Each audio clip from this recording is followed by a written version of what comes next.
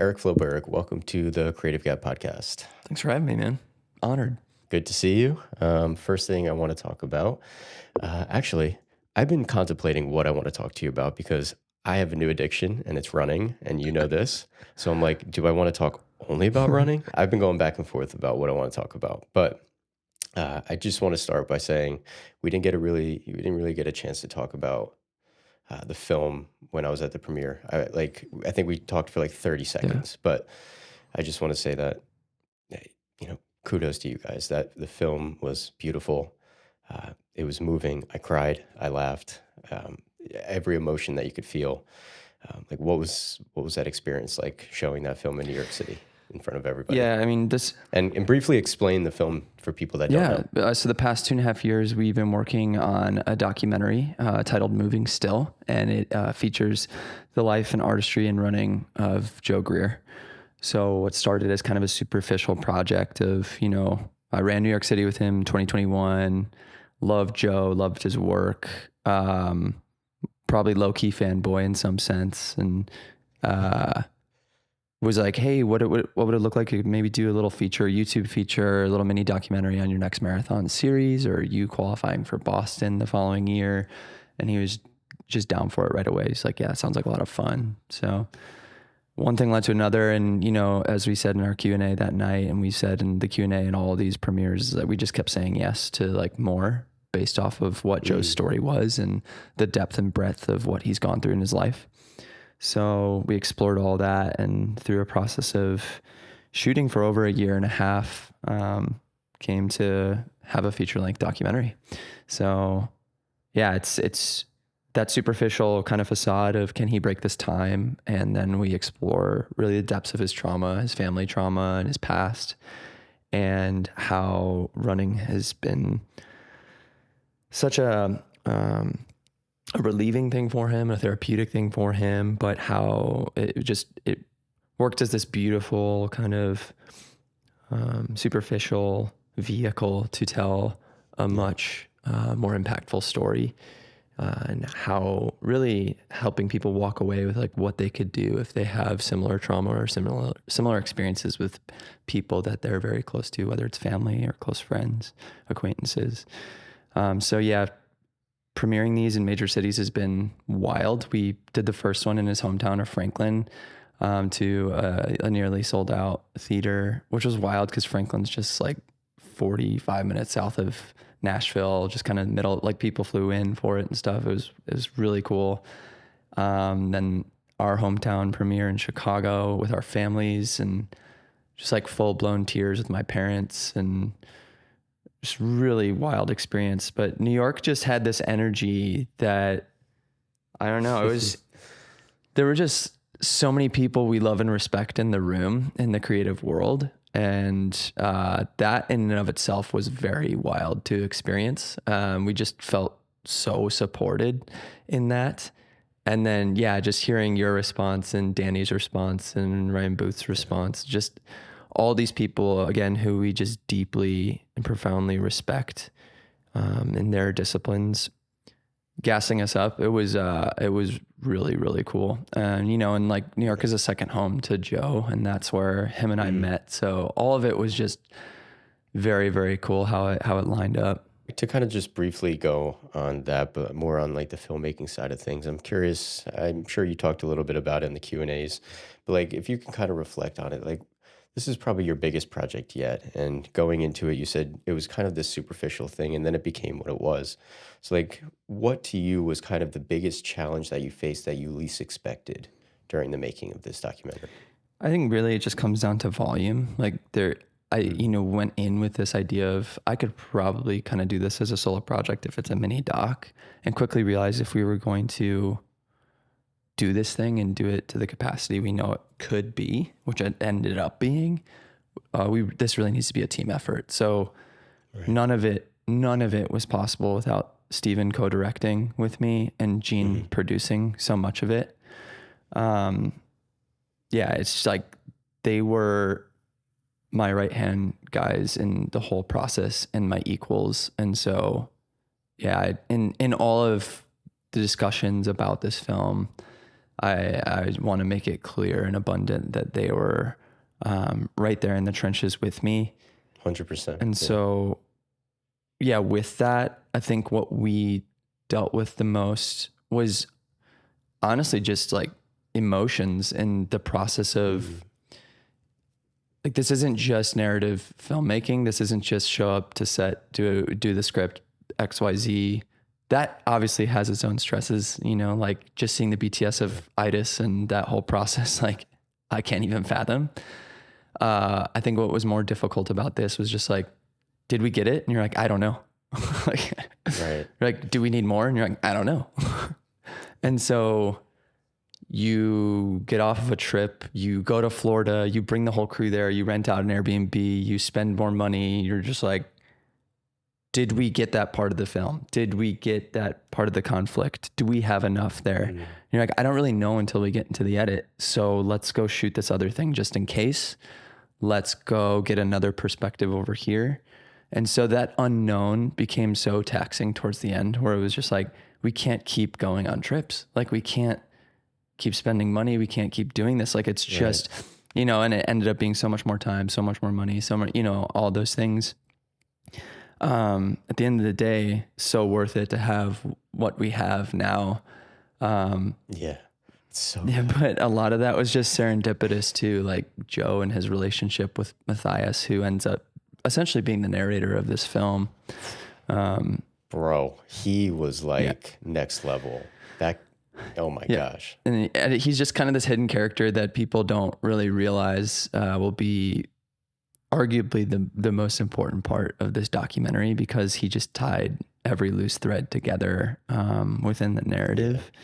And coming from his professional psychologist background and the psychologist that he is,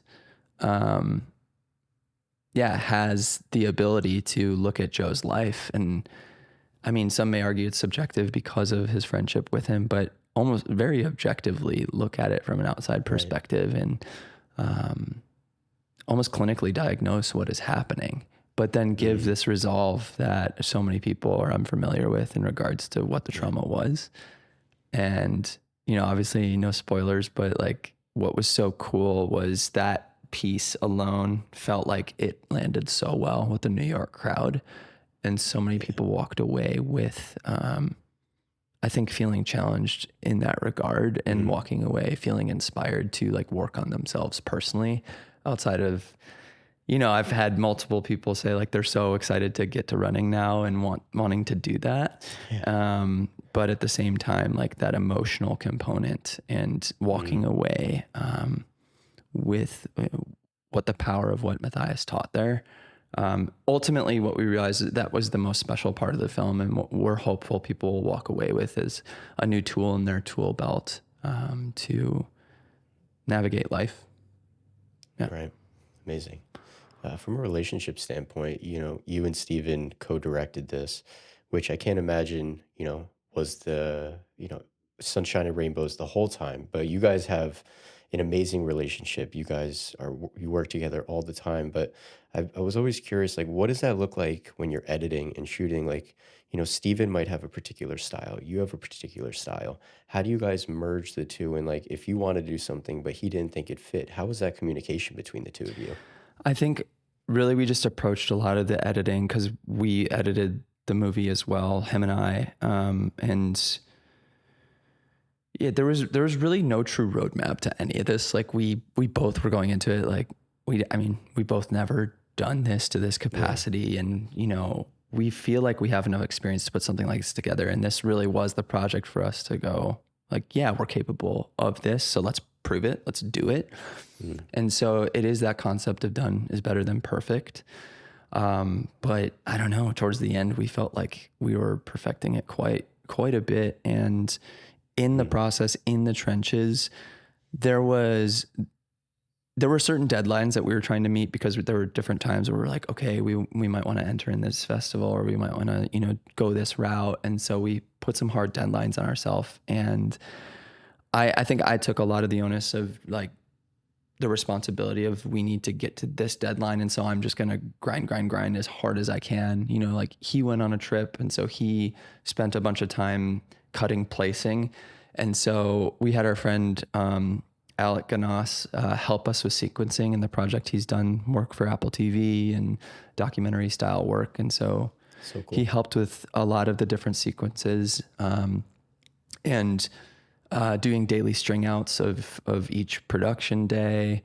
So he helped us organize in that regard. But then Steven did a lot of the, like, okay, based off of my chicken scratch outline of what I want the narrative to be, he formalized it within Milanote and then went to the project and functionally started putting those pieces together within the timeline, and handed it to me to then sort of creatively start weaving it together, which was a really cool process to hand back and forth, because we would pick up the project without having discussed like creative decisions that were made. And then we would see it and then feel super inspired by what the other person did. Right.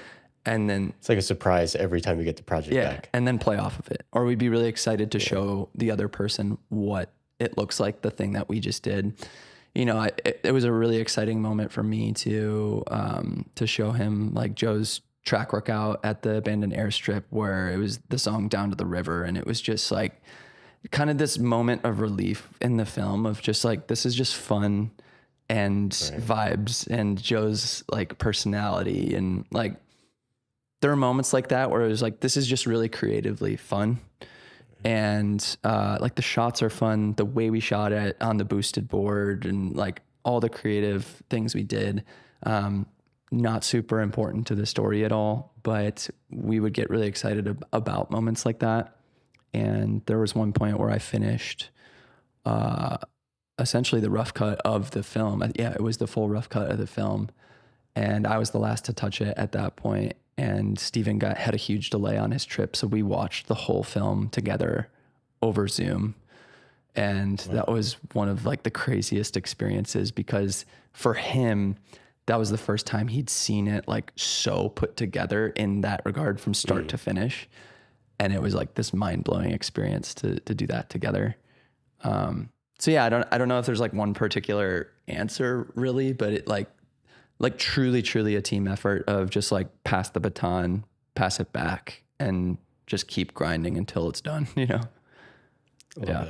Well, just want to say congratulations on it. And I can't wait for everyone to see it. It's like, I know you're doing festival runs. It deserves everything. Like, it's a round of applause, dude. Like, Thanks, really man. amazing job. Thank you so much. For real.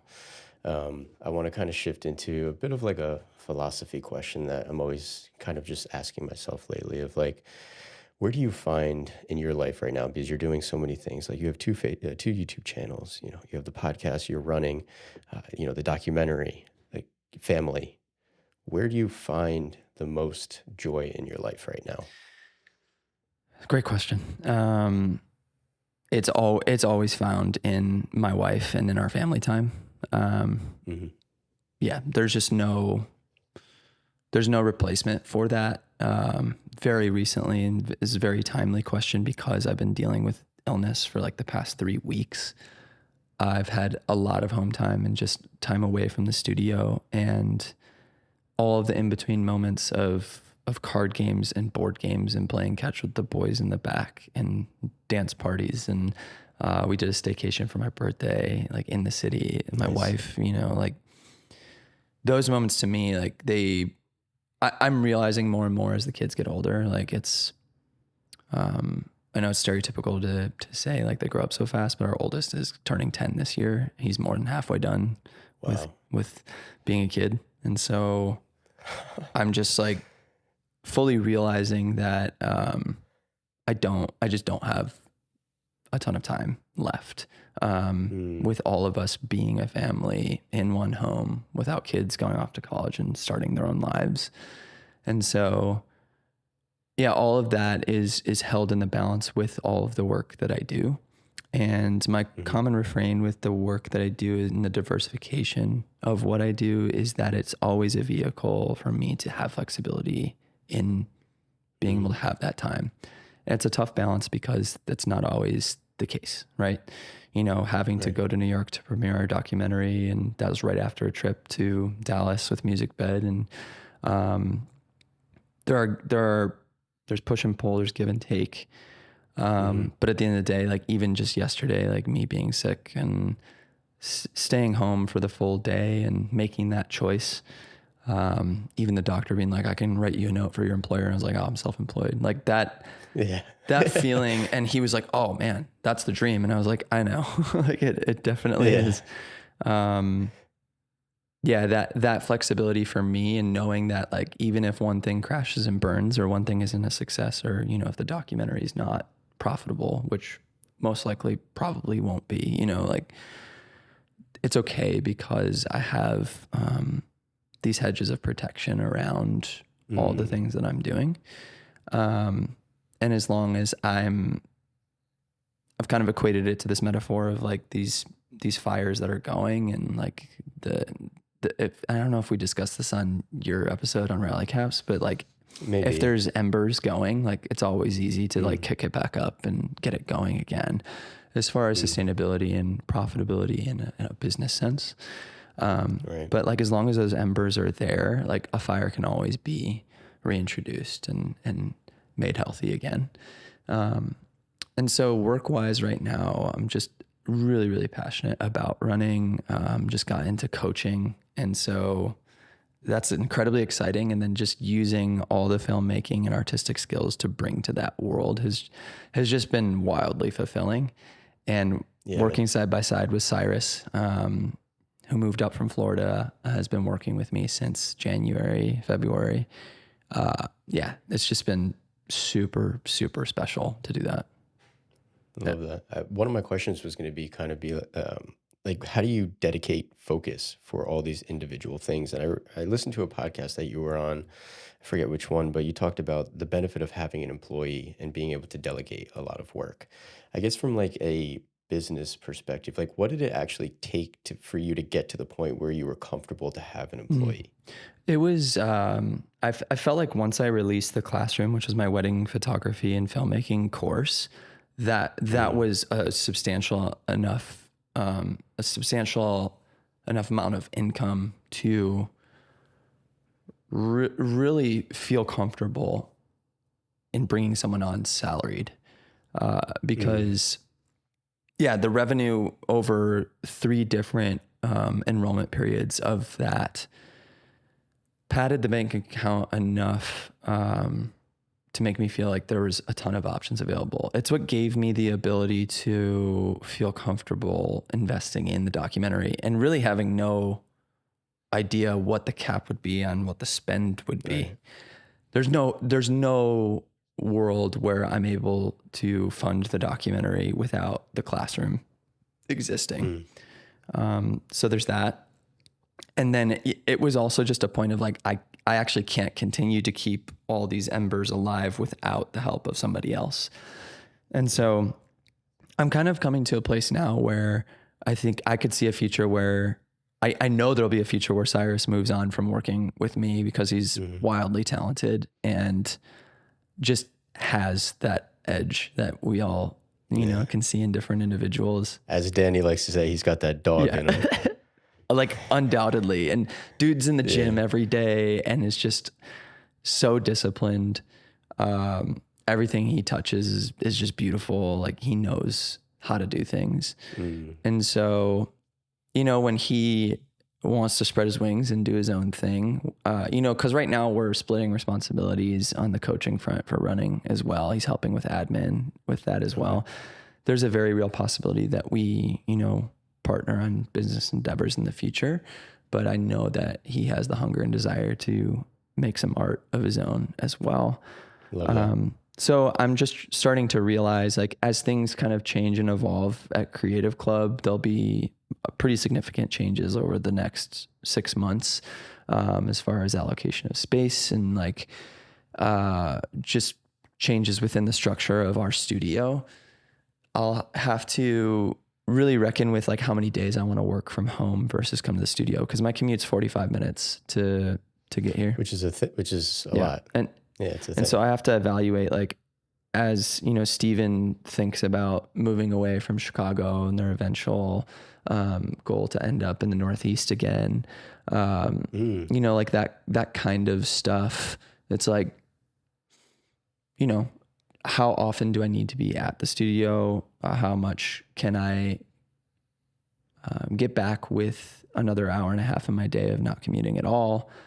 And so Yeah. we're starting to figure out the idea of switching rooms in our house and putting the two littles in the same room upstairs, and then our girls' bedroom becoming my home office, and like really outfitting it to be exactly what I need, so that, when Cyrus inevitably wants to move on years from now, or, whatever the case is, that I have more of the structure for myself to be disciplined and do things. It's like the way we film my running right now is a lot of Cyrus on a gimbal riding an electric bike. And I'm like, well, once that's gone, like I need to figure out how to film myself running again and do it in a way that combines cinematography in my own regard as well. Or, there's tons of things to think through. But yeah, I don't even remember what the original question was. No, that's okay. No, you pretty much Yeah. answered it already. And before we go into like the whole, the running side, and I think how you've kind of created like a unique, voice within that space because of your artistic background. There's one more thing I want to talk about, and it's just like intentional hardships and intentional challenge. And I'm curious as what you think about, as a human being, as a husband, as a father, putting yourself through hard things, through challenges, and how that kind of makes you a better person, makes you a better father, husband, friend, you know, fill in the blank. Yeah, I mean, another timely question, because we just did a short film titled "The Fight Is Worth the Feelings," and it centers around me not wanting to do the dishes at home, and it was just this massive revelation for me earlier this year, where it was a real argument I had with my wife, and an ongoing one that we'd had for years, where I'm like, what's the difference between me doing it tonight versus in the morning before you wake up? And her whole affect is just like, I just want that hard reset at the end of the night so we can just wake up and things are clean and we're ready to go.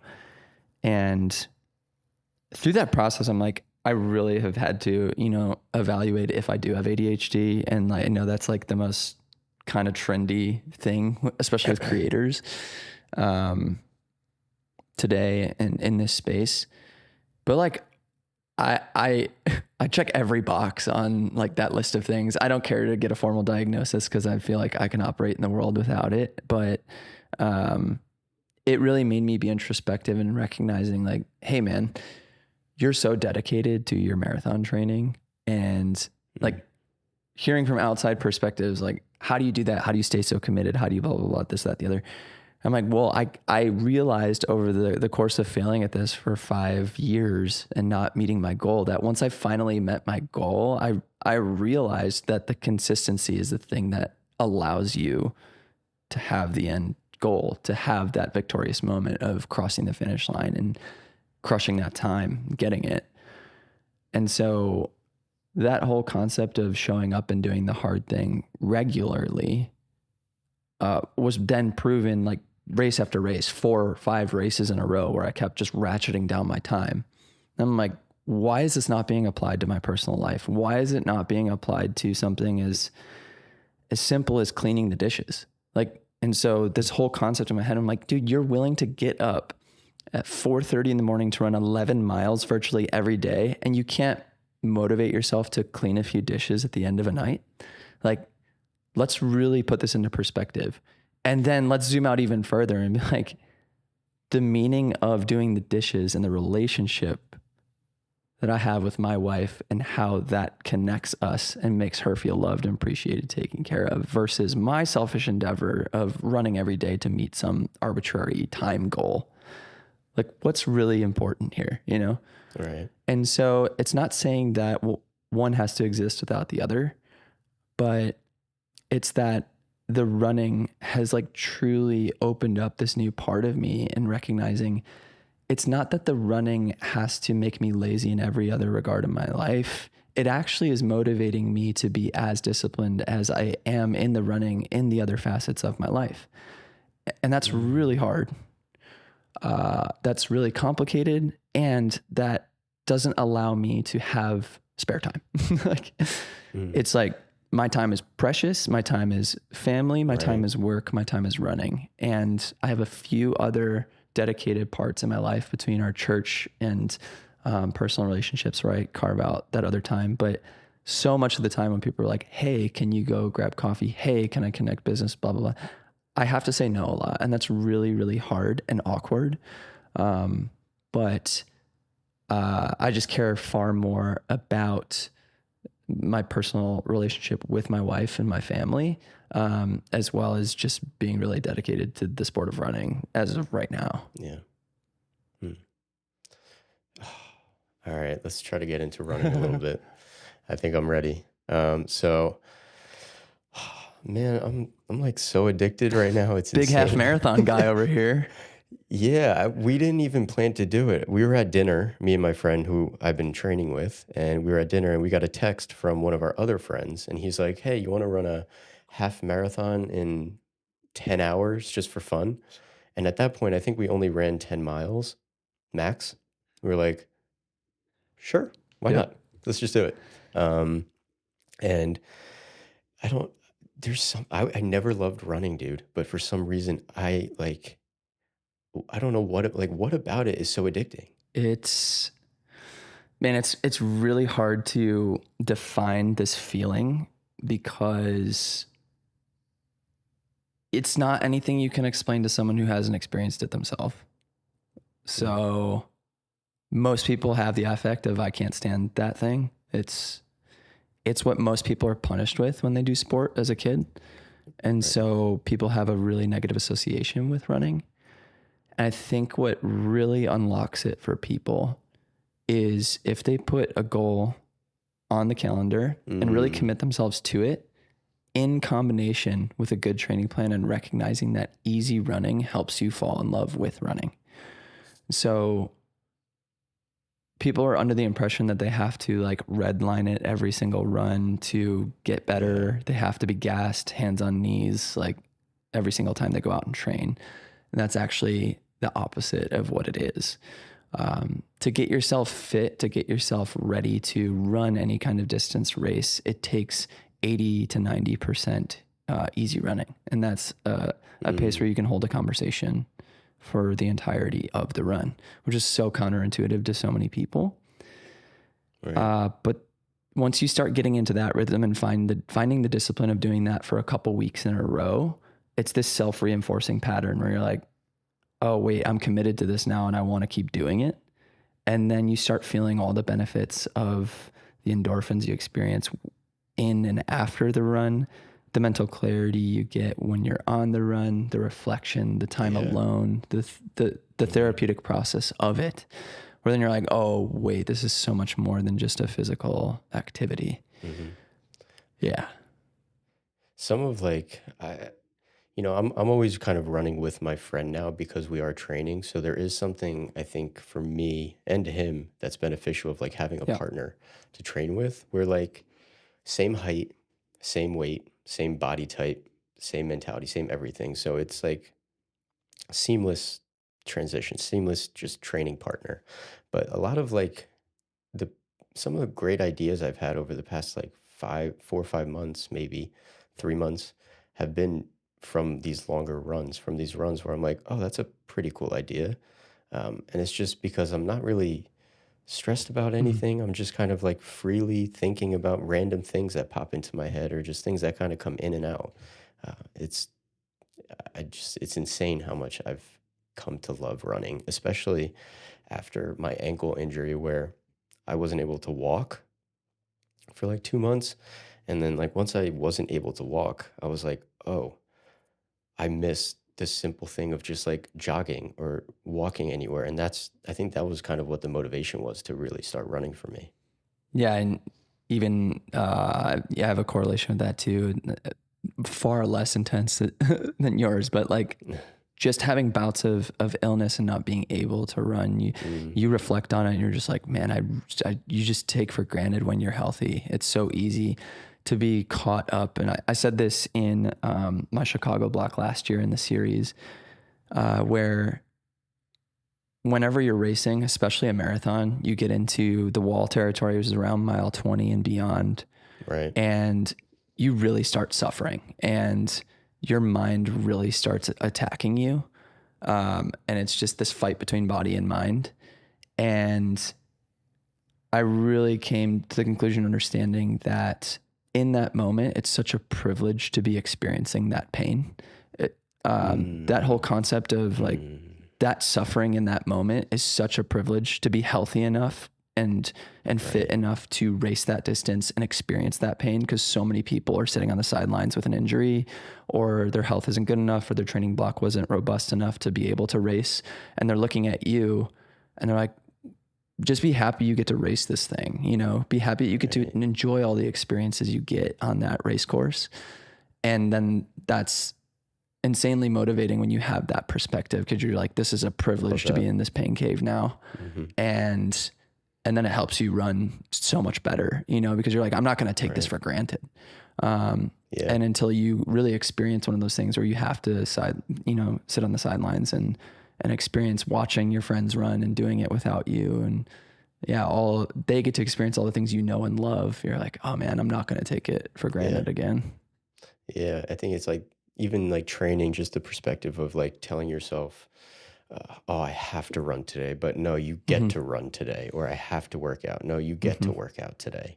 I think like that shift in mentality is such an important part of just like, just recognizing how lucky you are to be able to just walk and like do Yep. something. It's And amazing. the same thing goes for business too. It's like you Yeah, can be right. so bogged down by all the things you need to do, but like if you have jobs, you have clients, you have work to do, like same perspective. It's just like, man, it may be boring, it may be repetitive, it may not be the thing you want to Yeah. do, but man, what a blessing it is to have a paycheck come Mhm. in, even if it is XYZ commercial work that you've done a gazillion times and is cookie cutter Yeah. vanilla, you know? 100%. I say this like I've been doing a couple of these like mentorship calls recently with Mm-hmm. people, and the thing that I see consistently is people are always trying to get out of the like, I'm sick of these little jobs that I'm doing, these tiny things, and I get that. There's jobs that I don't like doing too, but if you just kind of step back and like step out of your body and recognize that you're getting paid to hold a camera, you're getting paid to shoot something, you're getting paid to set up a light. Like, is that not what you have dreamed of doing? It might not be the best thing in the world, but you're getting there and it's still the thing that you love to do. Mm-hmm. Because the funny thing about that too is as you continue to elevate your work, the things that you dreamed of 3 to 4 years ago that you're on set doing now, you might feel similarly as you do it over and Ah, over. dude, 100% So you're agree. like, And that's what I've realized with like talking with people that are at a higher level than me.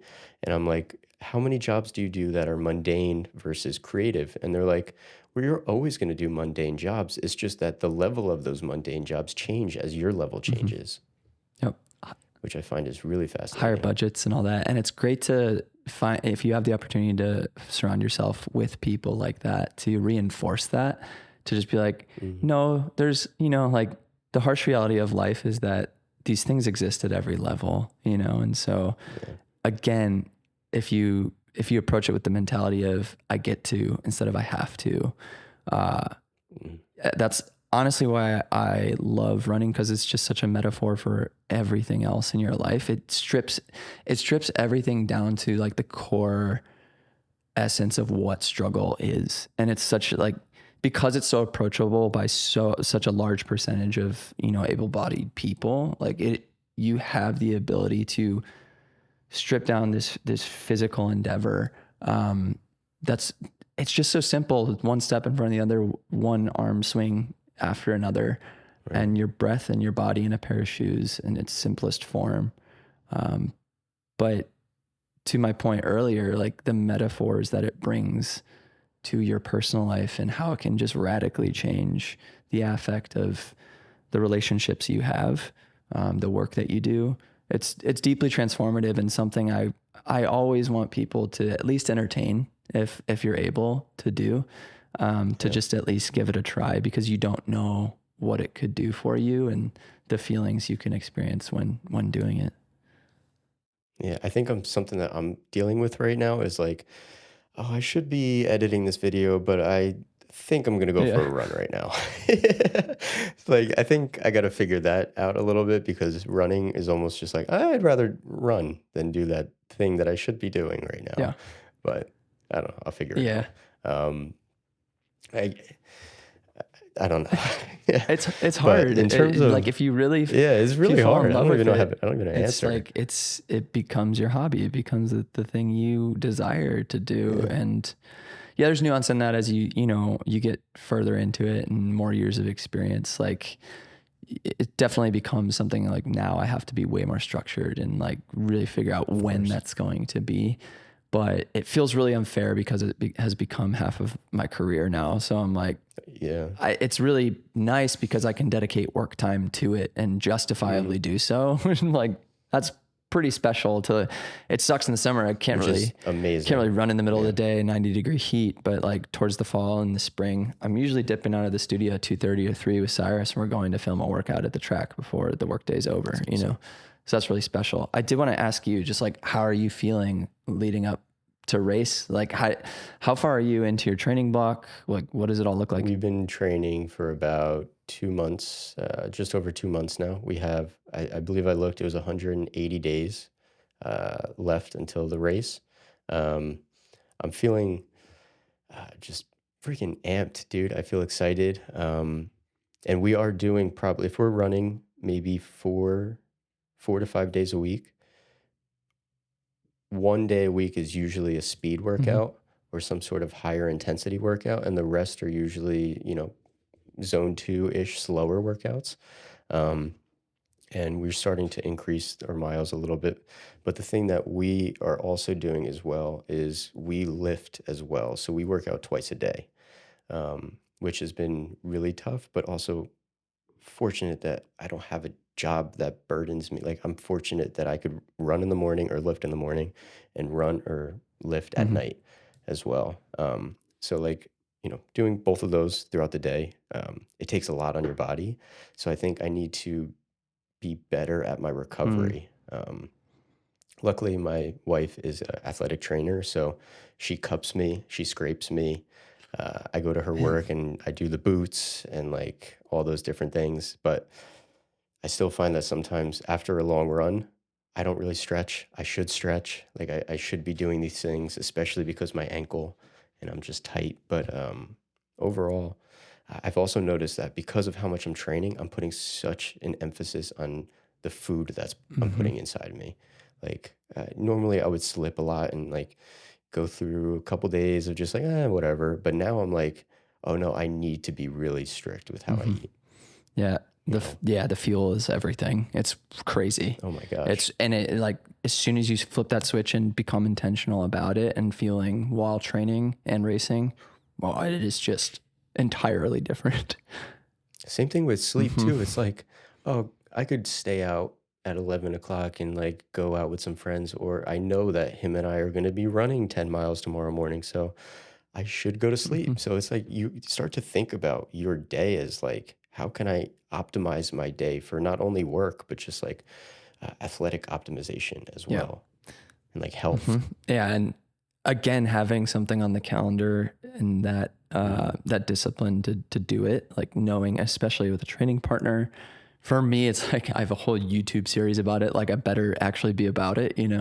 All of those are at play, and the sleep component is so overlooked so often because mm, the stimulus happens in the day with the workout, but the recovery is where your body actually adapts and becomes better and stronger. Um, and I won't get into all the science of it, but there's obviously strong correlations to the gym as well yeah. um, with muscle breakdown and then rebuilding overnight as you rest and recover. So yeah, it's so fun. Like again, so many metaphors to our creative work, like Yeah.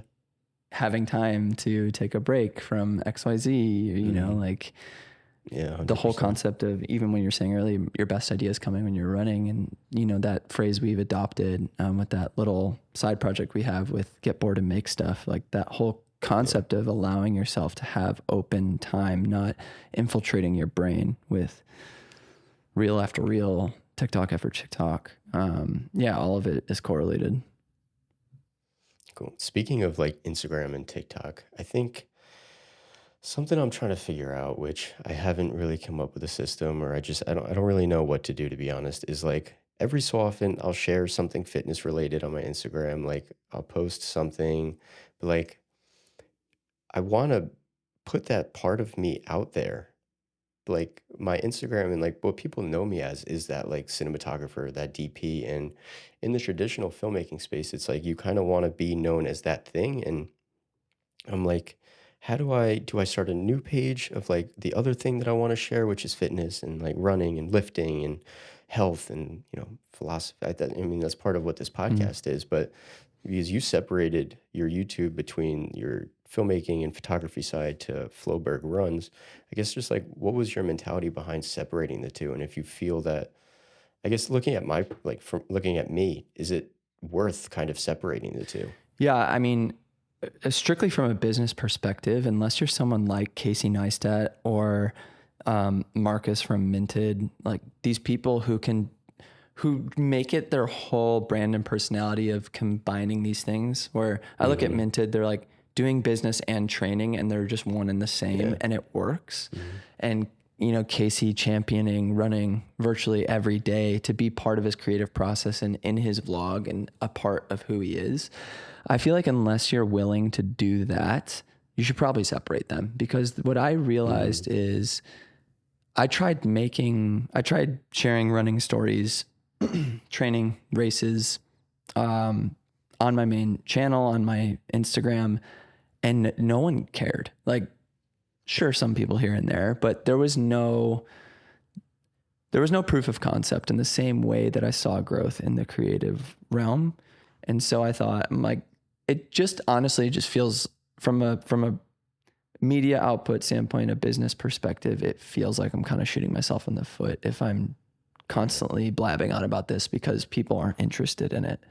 And so that was completely reinforced when I made the separate thing and found that audience.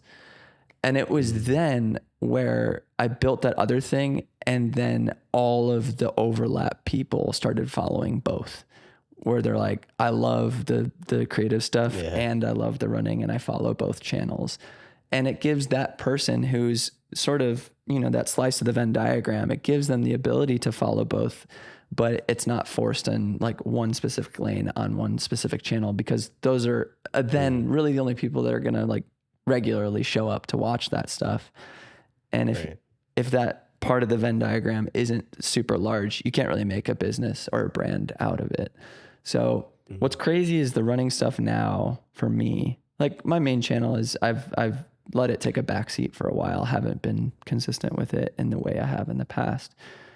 But the running stuff is just it's so explosive. Like it's just I haven't seen the kind of like following and like people actually committed to. Yeah. I'm looking at your page right now. It's insane. Yeah, and it Yeah. doesn't feel fair because we're just doing pretty typical like run of the mill filmmaking stuff we're used to, but in that space Mhm. that's like A plus It's rare. stuff. Yeah. So it feels completely unfair, but that's something I love championing too. It's like use your unfair advantages in niches where you're really passionate and see what comes Mhm. of that, because it's a buzzword, but like the authenticity of it, where I'm sharing a Mhm. workout where I'm really struggling, or I'm like actually showing myself puking on the sidelines as I'm doing a long run workout. People are like, that's me. I feel that.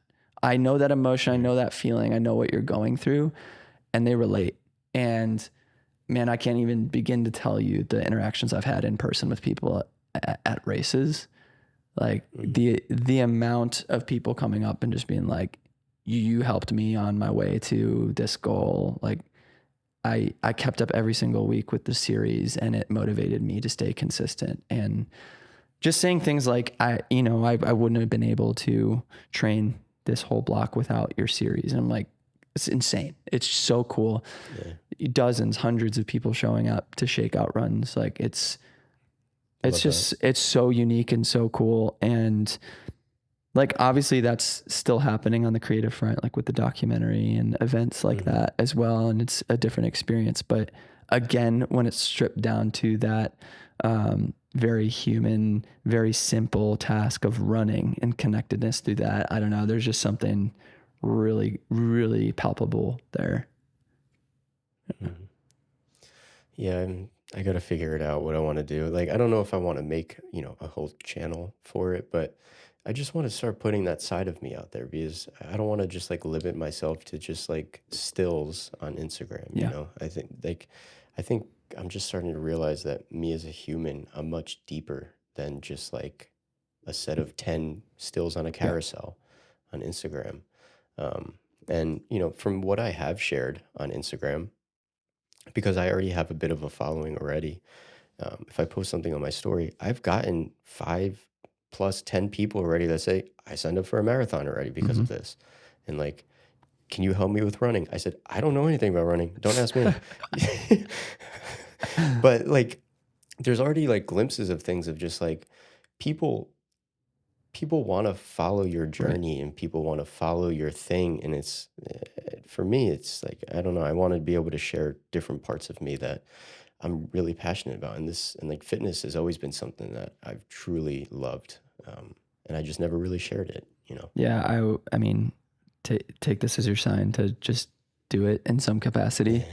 Yeah. Uh, I think what's so fascinating is that like these races keep putting up these stats of like most tracked runners in their races. And a lot of people like myself and other people that are doing what I'm doing, sharing their journey Hmm. in their training blocks and their whole year to year, how they're improving on times. Like we're getting more people tracking us in these races than elite athletes, which is just That's insane. ridiculous. And and it's crazy because the elite athletes are starting to realize that they want to up their content game as well and like do series like this. So Clayton Young is an example of that. He partnered Hmm. with ASICS leading up to the Olympics. He's running in the marathon, and the series has just been exceptional. It's really highly produced. You could tell like Yeah. they're like, we're gonna do it, and it's exploding.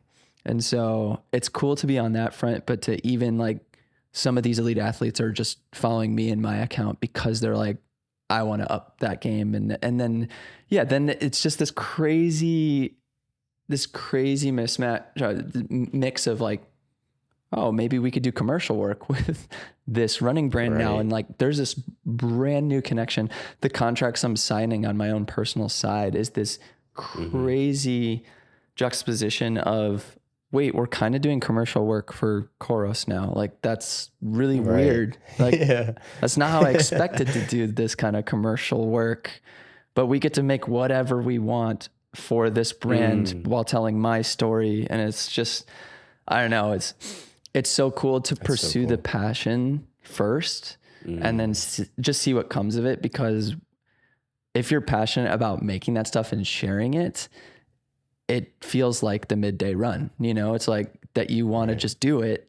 And then if it's well received, you're like, well, okay, well, cool. Now I can get paid for it because of this Yeah. subsidy or this ad revenue or whatever. It's Yeah. amazing. Yeah, I'm gonna have to start looking into it a little bit more and maybe just get out of my own comfort zone. Because with filmmaking, I've gotten out of my comfort zone of like, I'm already this person, I'm this DP, like I'm okay sharing whatever, and I don't care what people Mm-hmm. think. But with it's fitness and running, it's still so new to me that I'm like, I'm a little hesitant about putting things out. I'm nervous, but I think I just gotta get out of that feeling and like just get back to who I am and be like, this is what I want to do. If I really want to do it, just grow grow a set of balls and do Mm-hmm. it, honestly, Yep. you know? But I'm curious about, you've been kind of connected with the BPN people, and among those people are some of the most like, elite athletes, top, runners, hybrid athletes. Can you kind of pinpoint like a common trait that you see among these people and like what makes them kind of who they are? If that makes sense? Yeah. Uh, yeah. I still just feel like the oddball out on the BPN athlete team. I'm like, what am I doing here again? Um, but yeah, Tony and Hope, who do partner relations on the team, just two unbelievably amazing people. Uh, they're very clear on really a lot of the athletic side needs to be paired with the creative side and on Mm, this team, which is such a unique perspective and like my total lane of unicornism, if you will. Like we did athlete week a few months back in Nashville, and I said this in my video that the most consistent theme that I found between all of the athletes was that everybody was very intelligent and very kind. mm, Those are the two traits I noticed. It's like everyone thinks outside the box and thinks very deeply about the things that they do, whether it be athletics or their creativity, and that they're just nice people. Like they're approachable. yeah. They're not arrogant, even though they have every right to be because they're savage athletes, you know, like Right. CrossFit elite, like world CrossFit elite, elite marathon, just like crazy bodybuilding, ultra marathon, like all sorts of facets. And yet just sit down and be like, tell me about you and your life. And you're just like, why are you asking me about that? Right. Yeah. So I think that's the really unique perspective. And they're willing to share their experiences, everybody, on the team. And in the same regard, what we talked about is that I think it's really magnetic. Like people are just so invested in their own personal story.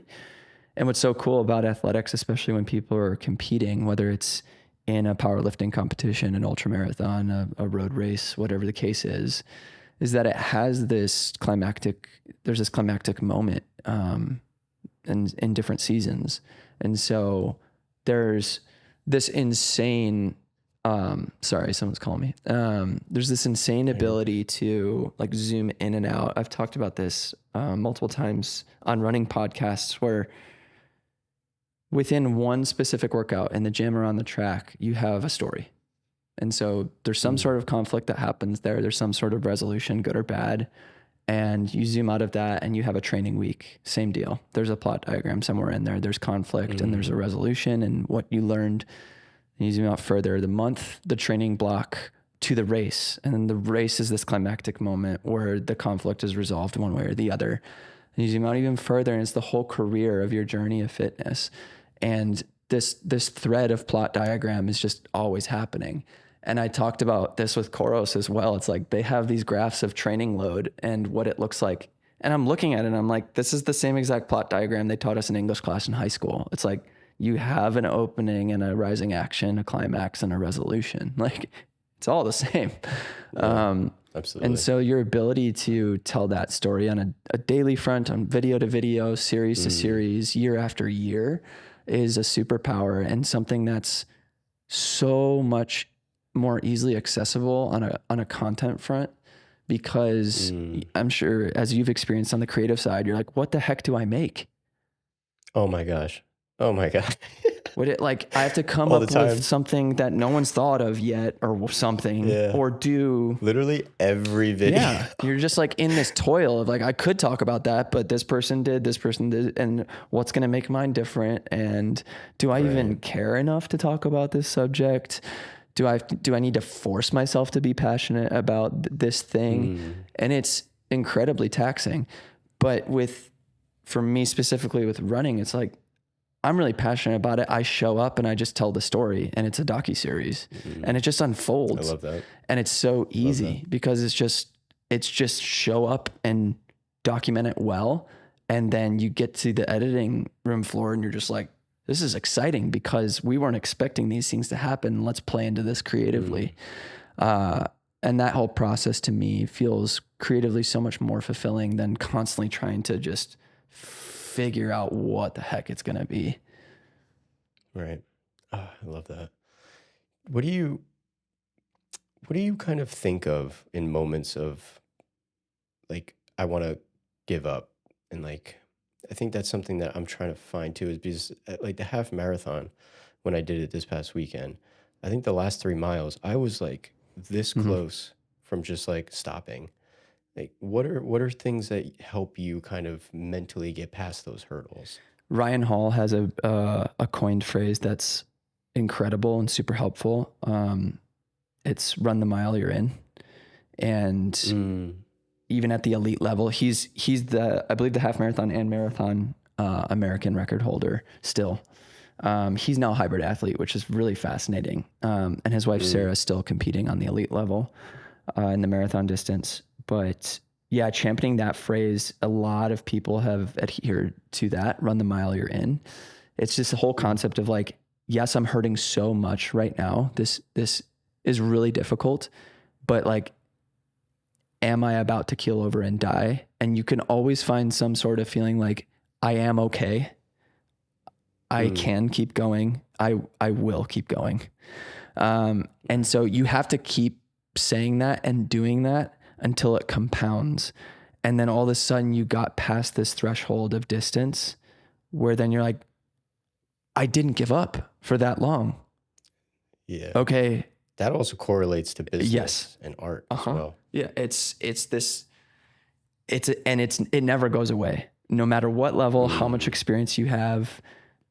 My last marathon in Boston, I got over Heartbreak Hill, and everyone's like, okay, the rest of that's what makes Boston so hard is the Newton Hills, 4 consecutive hills at mile 16 to 20. Worst place in the world for hills. But you come off of them and the last 10K of the race, the last 6 miles is net downhill. So everyone's like, once you get past the hills, it's net downhill. You cruise it in, you negative split, you blah, blah, blah. And it's just not the case. You get over the hills and you're destroyed. And you're like, I don't care that it's net downhill. I'm dying. And so it's just run the mile you're in, get to the next checkpoint, and then suffer through that mile and be in the moment. And yeah, it's just this concept of like, I've coined so many phrases through each series, whether it's be about it. It's like, hey man, you spent months training for this thing. Or like, you're just gonna throw it in now and walk. Like, trust me, you get to the finish line, you're gonna deeply regret that decision. So be about it. If not now, when? Like that whole concept. Sure, yeah, you might have a race in the future. Don't know when it is, but you've been working for 4 months trying to do this one. So if not now, when? Like now is the time. And so yeah, there's a bunch that, and a lot of people in their racing will come up with those phrases, to motivate in those moments. And they're incredibly helpful. But even just something as simple as keep going or no, like, no, don't stop. Nope. Go. Because once you actually feel the feeling of not stopping and completing the race without stopping, it then is the self-reinforcing concept where you're like, oh, I'll never stop again. Like, I know I can, so I will. Love that. And again, all of those things that you just said don't have to necessarily be correlated to just running.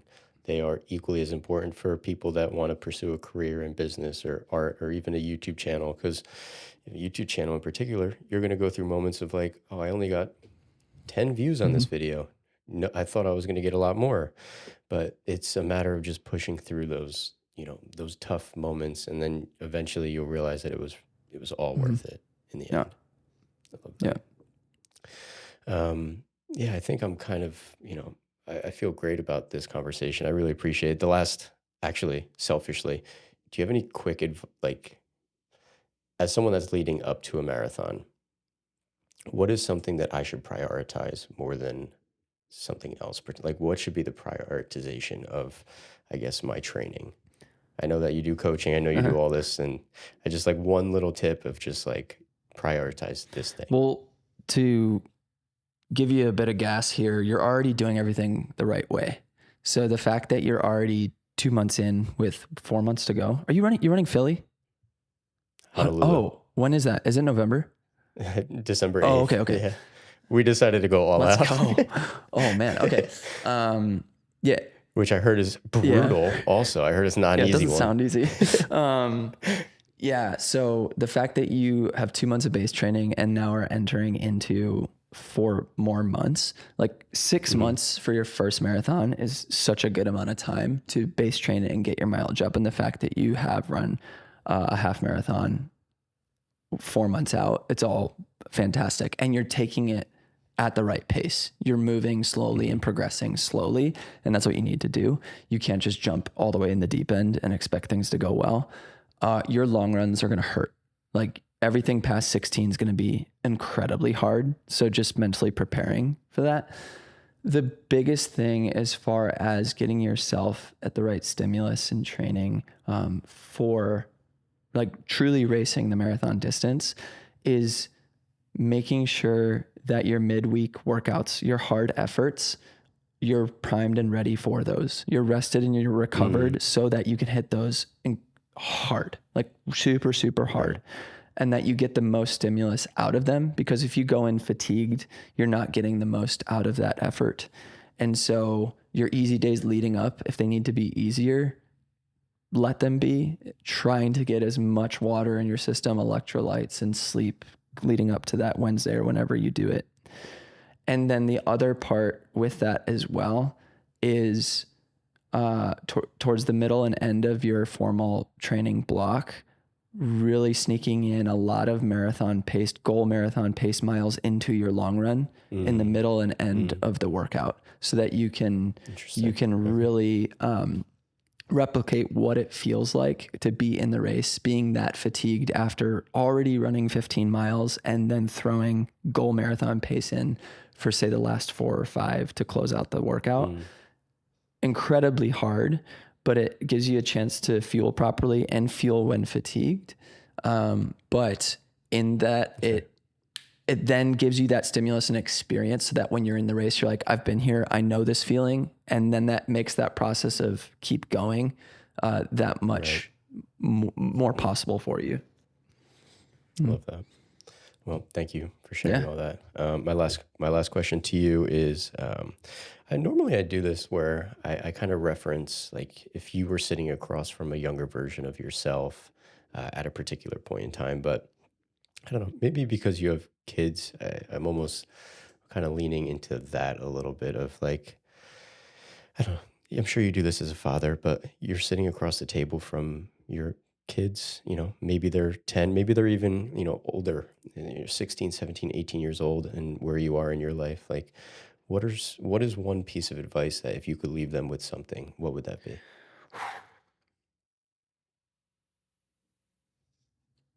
Prioritize your relationships.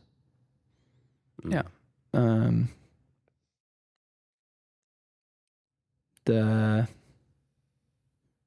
I don't need to get into the thick of sharing all of the personal things I've been through the past year, but I've just been punched in the face emotionally and relationally a lot the past year.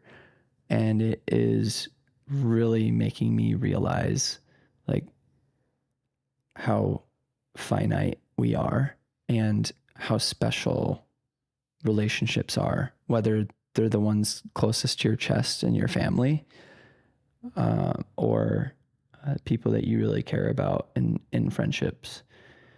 So while business and creativity, filmmaking, running, all these things are incredibly cool, fun, exciting to pursue, they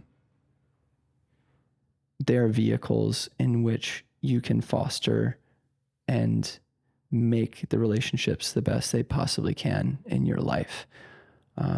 Because something I regularly try to think about is, what do I want my gravestone to say? I don't care for any of the superficial stuff. I don't care for the subscriber count, the marathon times, income. I, more than anything, want it to say loving husband, father, and friend. Someone who was there for his people and showed up for them when they needed him. Love it. Thank you for sharing. Well, thank you for this conversation. Where can people find you? Just my name, Eric Floberg, or Floberg Runs, somewhere on the internet. Cool. Well, Eric, dude, thank you so much. It was so good to chat with you, man. I really Likewise, appreciate brother. it. All right. Thank you, everyone. Hopefully you enjoyed today's episode. I'll see you next time. Peace out.